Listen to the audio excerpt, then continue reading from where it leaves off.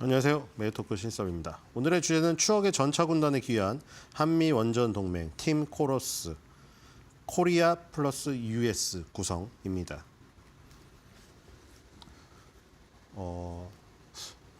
하루 쉬었죠? 네, 미국 지수 쉬어서 그대로입니다. 자, 그대로기 때문에 슉슉 넘어가면 될 것 같아요. 다우존스, 나스닥, S&P 500, 필라델피아 반도체 있습니다. 자, 독일 닥스 지수는 이제 고점을 돌파 시도를 하고 있고요.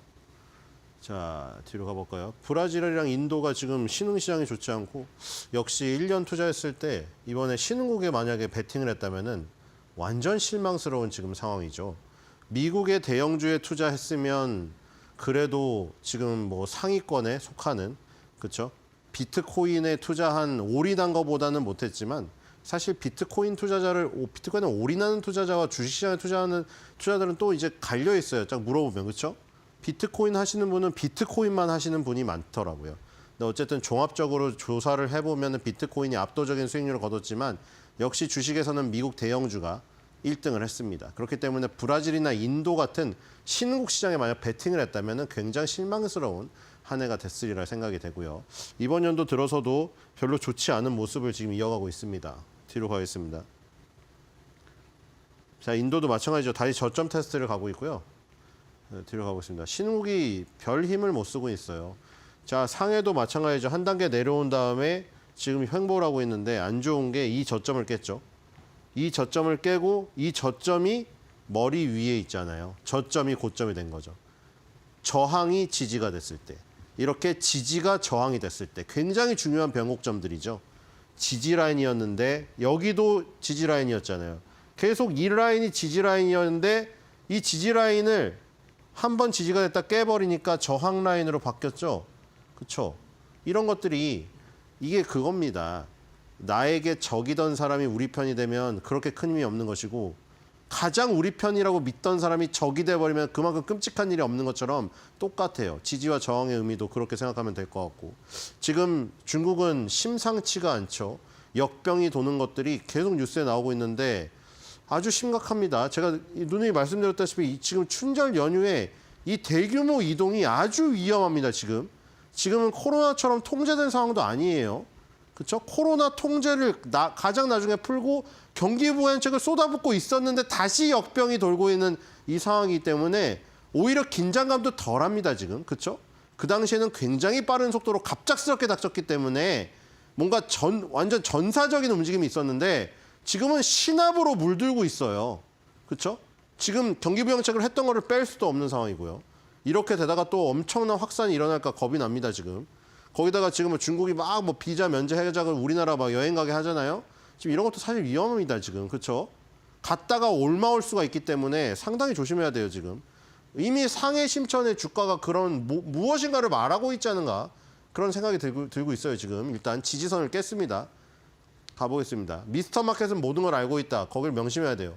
우리가 무슨 이유 때문에 빠졌는지는 나중에 나올 거예요. 이 빠진 거에 대한 뭔가가 이유가 있을 겁니다. 그 이유를 우리가 미리 알 수는 없어요. 하지만 미스터 마켓은 미리 알기 때문에 미리 모든 거를 알고 있습니다. 누군가 그 정보를 아주 밀접하게 아는 사람이라던가 이런 사람들에 의해서 수급에 의해서 이 주가가 움직이기 때문에 미리 그림으로 나타나요. 여기도 마찬가지죠. 심천도 이 지지 라인이 지금 깨졌기 때문에 뭔가가 있는 겁니다. 지금. 뒤로 가보겠습니다. 그게 역병 때문인지 뭔지는 몰라요. 나중에 가보면 알아요. 자, 니케이 225 4만 돌파했다가 지금 약간 주저앉은 모습이고요. 다시 한번 지금 21선에서 돌파를 시도해서 4만 돌파를 시도할지 주저앉아서 다시 박스권으로 회귀할지 지켜봐야 될 것 같고요. 니케이입니다. 그 다음 대만 각권. 자, 대만 각권 아쉽죠. 자, 아주 기세 좋게 갔는데 3일 연속 다시 음봉이 떨어져서 출발한 지점 밑으로 갔어요. 그렇죠? 이렇게 되면 이제 갭의 의미는 없는 겁니다. 갭이 2, 3일 정도 지켜져야 되는데 하루 만에 붕괴됐잖아요. 이 구멍의 의미가 없어요. 이게 갭이 좋았는데 이 갭이 굉장히 중요한 갭이었죠. 이 두 개의 쌍고점을 넘는 갭이었기 때문에 여길 지켰으면은 정말 좋은 흐름이었는데 바로 무너져 버렸기 때문에 이 고점 돌파의 의미가 없어졌어요. 지금 다시 박스권 이건 다시 방향성이 없어졌어요. 하루 만에. 자, 뒤로 가겠습니다. 자, 코스피 코스닥도 지금 한 단계 올라섰지만 이제 여기서 연속성을 보이기가 상당히 어려운 부분이죠. 지금 전 세계 증시가 일단은 쉬던 휴장이던가 아니면 한번 주저앉던가, 그렇죠? 쉬는 곡은 아예 빠지고 있고 지금 이런 상황이에요. 이런 상황에서 우리나라 코스피 코스닥이 유달리 혼자 갈 수는 없고 한 며칠은 일단 완전 꼴찌에서 반전이 일어났기 때문에 조금 눈에 띄긴 했죠. 눈에 띄었는데 이제 한 일주일밖에 못 갔어요, 지금. 일단 여기서 한 번 더 가야 됩니다, 확실하게.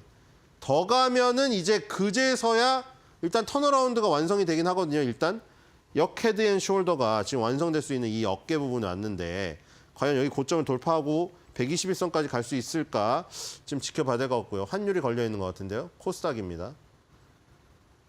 코스닥도 마찬가지죠. 61선까지 넘어섰는데 야 여기서 이제 한 방을 더 가야 되는데 그렇죠? 그게 나올 수 있을런지. 자, 일단 세계 증시 흐름은 안 좋고요. 뒤로 가겠습니다. 자, 원달러 환율 이게 문제죠.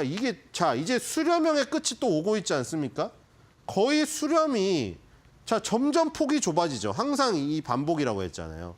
점점 변동의 폭이 줄어들면서 수렴을 하다가 변동의 폭이 늘어나면서 또 확산을 하고 다시 변동의 폭이 줄어들면 수렴을 하고 그 과정이 계속 반복되는 것이라고 주가는.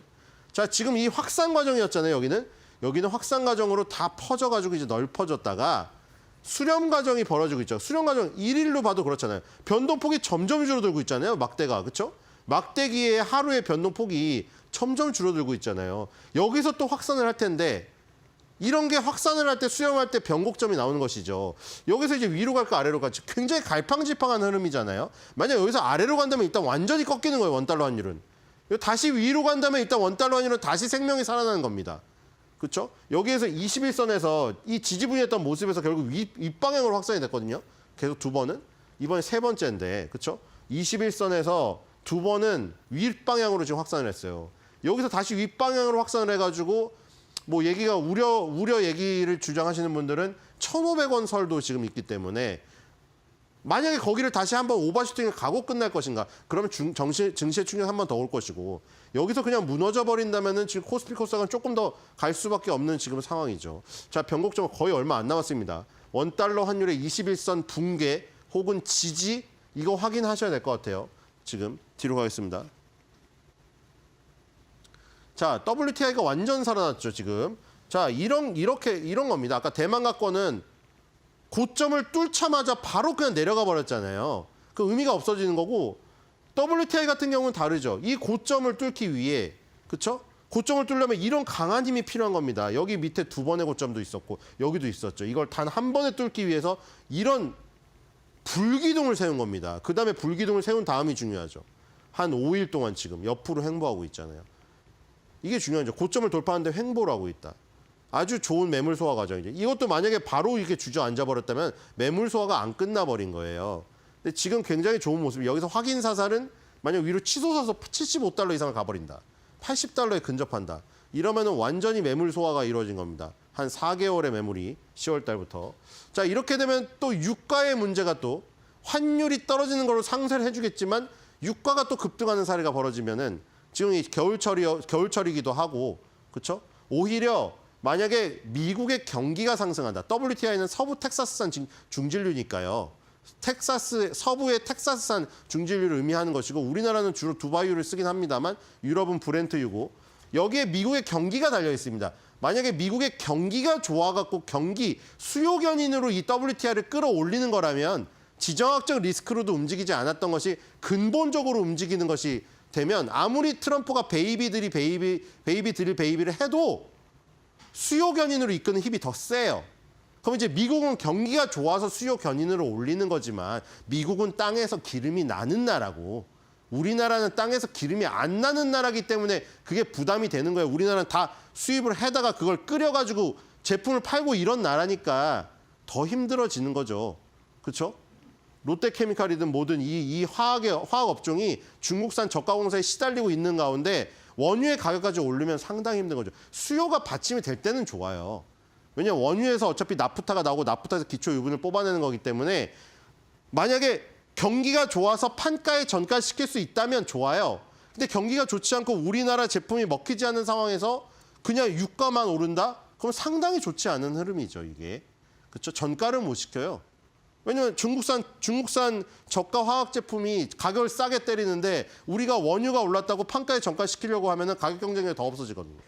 그러니까 지금 원유가 살아나는 것도 하나의 문제다. 뒤로 가겠습니다. 자, 외국인이 지금 팔고 있는데 플러스 전환했는지 모르겠는데 코스닥은 지금 970억 팔고 있고 거래소는 150억 팔고 있습니다. 자, 뒤로 가겠습니다. 근데 지금 요즘의 흐름이 좋은 거죠. 자, 어저께 7,480억. 자, 드디어 한 달 내 최고 기록 세웠습니다. 그렇죠? 이미 점심시간 전에 3,600억가량 사고 있었기 때문에 거의 확정이 됐었어요. 12월 18일 날 3,900억 산 거 그걸 넘는 건 확정이 되었었고 7,480억을 땡겼습니다. 자, 이렇게 되면은 이틀 합치면 거의 1조 땡겼죠. 1조의 주식을 사고 달러를 냈을 거 아니에요? 그렇죠? 주식을 사고 달러를 냈잖아요. 1조만한 달러가 우리나라에 쏟아진 겁니다. 그만큼 달러 가치가 내려간 거죠. 원화 가치 상승하고. 그렇죠? 그럼 원달러 환율 차트가 내려간 거잖아요. 원달러 환율 차트는 달러니까. 그리고 오늘도 파는 게 너무 약하죠? 그렇기 때문에 지금 외국인의 흐름은 좋습니다. 이대로 가면 아까 원달러 환율 차트에서 21선이 붕괴되는 것이죠. 그렇죠? 달러가 1조만큼 들어왔으니까. 달러 가치가 내려가니까 원달러 환율 차트는 달러 가치를 이꼬르 의미를 하니까 달러 가치가 내려간다는 건 차트가 내려간다는 거잖아요. 21선이 붕괴가 되겠죠. 그럼 아까 말한 대로 원달러 환율 21선 차트에서 21선이 붕괴가 되면 코스피 코스닥은 반대로 오를 가능성이 지금 높은 것이죠. 외국인의 순매수가 결국에 닭이에요, 지금. 제가 외국인의 순매수가 들어오면서 원달러 환율 하락이라는 달걀을 난 거예요. 자, 뒤로 가겠습니다. 자, 미국 시장은 쉬었기 때문에 요렇게 구성되어 있다. 요것만 익히시면 될 것 같고요. 뒤로 가겠습니다. IT가 너무 득세하죠, 저기는 사실. 자, 이 도쿄 도요타 자동차 플러스고 지금 제일 많이 두 개 오르는 거 키엔스, 그다음에 도쿄 일렉트론입니다. 저번에 보여드렸죠. 키엔스라는 괴물 기업이라는 책도 시중에 나와 있으니 주말에 문구 가셔서 보시면 될 것 같고. 자, 도쿄 일렉트론이 오르고 있죠. 자, 지금 유리기판 관련해서 장비주들이 또 새롭게 뜨고 있잖아요. 우리나라도 예를 들어 PSK 홀딩스라던가 후공정장비, 테크윙 이런 게 다시 올라오고 있잖아요. 도쿄 일렉트론은 세계 증착 장비 그리고 뭐 식각 장비 이런 종합으로 했을 때 거의 3, 4위권 하는 업체입니다. 일본의 대표적인 장비 업체고요. 일본의 반도체 장비 업체 중에서는 시가총액이 가장 높습니다. 그렇죠? 이 회사가 굉장히 중요한 흐름이고요. 미국의 어플라이드 머티리얼즈가 증착 장비 1등이잖아요. 그 종합도 1위고. 미국에는 어플라이드 머티리얼즈가 장비를 이끈다면은 일본은 도쿄 일렉트론이 장비 회사의 주가를 이끕니다. 뒤로 가겠습니다. TEL이라고 부르죠. 그게 도쿄 일렉트론이에요. 자, 비자를 한번 보겠습니다. 미국 시장이 쉬었긴 하지만 자, 비자 카드도 거의 신고가거든요, 역사상. 자, 지금 이 미국은 이렇게 이 소비가 좋다는 게 증명이 되는 거예요. 신용카드 회사잖아요. 여러분들 비자 붙거나 아멕스 붙거나 이런 것들 사죠. 근데 이 비자가 붙은 것들 무려 쓰이는 국가를 보세요. 1,150여 개국에 3천만 개 이상의 가맹점에서 사용됩니다. 그러니까 지금 이 비자 카드의 주가가 최고치라는 거는 미국의 경기가 너무 좋은 거예요.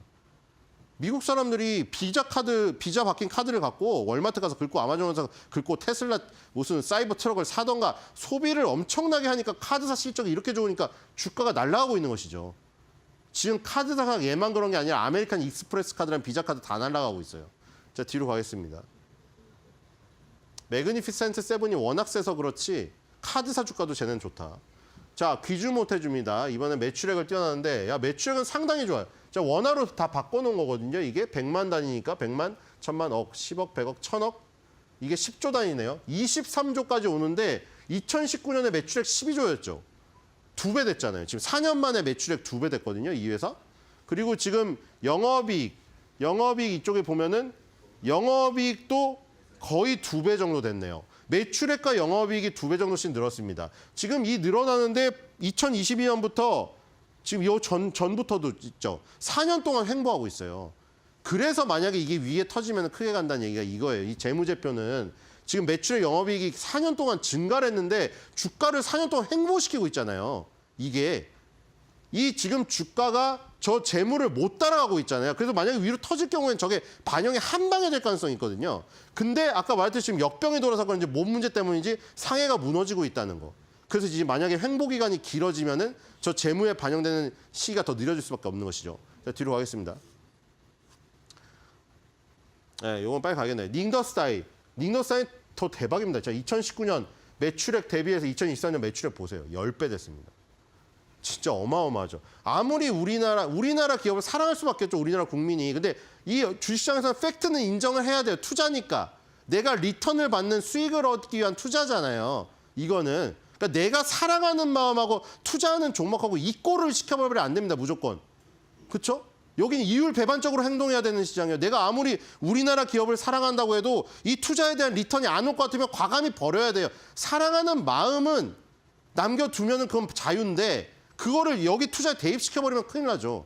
돈을 못 버는데 사랑한다고 투자를 해버리면 안 되죠. 지금 이거 솔직히 중국 주식 좋아하는 사람 없잖아요. 중국 기업. 근데 이건 인정을 해야 돼요. 지금 CATL 지금 매출액 10배 됐습니다. 4년 만에. CATL이 결국에는 2차 전지 시장에서 해자가 돼버린 것이죠. 자, 뒤로 가보겠습니다. 자, 도요타 자동차입니다. 실적 보시고 도요타 실적 진짜 좋아요. 매출액 영업이 보시면. 그렇죠? 뒤로 가겠습니다. 빨리 우리나라 거로 가겠습니다. 이제. 자, TSMC도 보시고요. 뒤로 가겠습니다. 또 매일 보니까요. 자, 도쿄일렉트론 실적 있고 뒤로 가겠습니다. 오늘 실적이랑 다 같이 했어요. 자, 우리나라 역시 오늘 원자력 발전소가 강하죠. 오르비텍부터 쫙 있어요. 자, 뒤로 가겠습니다. 자, 과연 지금 이 정권에서 굉장히 강력하게 밀었던 원자력이 갑자기 왜 또 살아났는가? 자, 역시 그 경제 실무를 담당하는 사람들은 이 상황 속에서도 쉬질 않아요. 그나마 그래서 우리나라가 지금 굴러가고 있는 것 같은데 한미 원자력 수출 및 협력 원칙에 대한 기관 간 약전 서명식을 10일 날 지금 진행했습니다. 그렇죠? 여기 2009일 날 진행했죠. 산업통상자원부에서 제공한 건데 미국 담당자랑 한국 담당자랑 해서 서명을 했는데 서명에서 아까 뭐 했느냐? 아까 그 코러스 무슨 뭐 코러스라고 이 노래 부를 때 옆에서 코러스 넣는 사람이잖아요. 그거랑 동음이어인데 코리아 플러스 US로 코러스 팀을 구성하겠다는 거예요. 그럼 진짜 좋은 게 우리나라 지금까지 맨날 그 웨스팅하우스가 이번만 그런 거 아닌 거 아시죠? 옛날에도 그 저기 처음에 우리가 카타르에서 수주할 때도 미쓰비시랑 웨스팅하우스에 돈을 엄청 많이 주고 그걸 한 거예요. 그리고 중요한 단계마다 걔네한테 다 빼줬어요.